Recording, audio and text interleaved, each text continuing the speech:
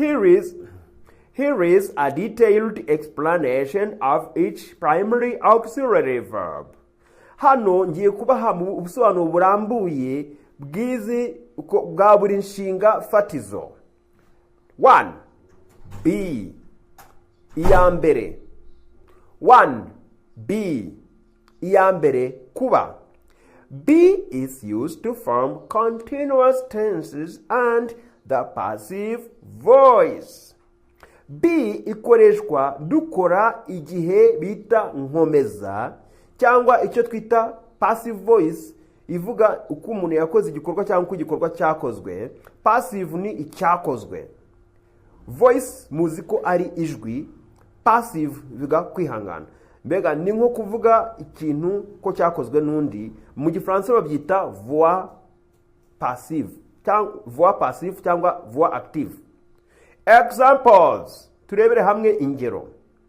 Continuous tenses. Turebere hamwe igihe nkomeza cyangwa ibihe nkomeza. She's studying for her exams. Arimo arigira ibizamini bye.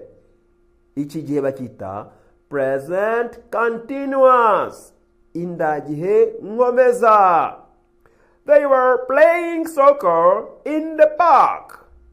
Barimo bakinira umupira w'amaguru muri parike. Iyo ni past continuous.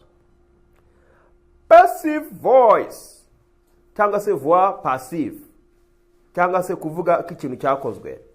The book was written by him. Igitabo cyanditswe nawe. The book was written by him.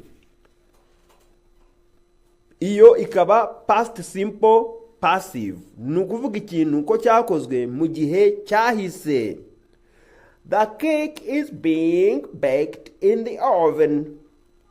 Keke cyangwa umugati uryoshye urimo kotswa mu ifuru.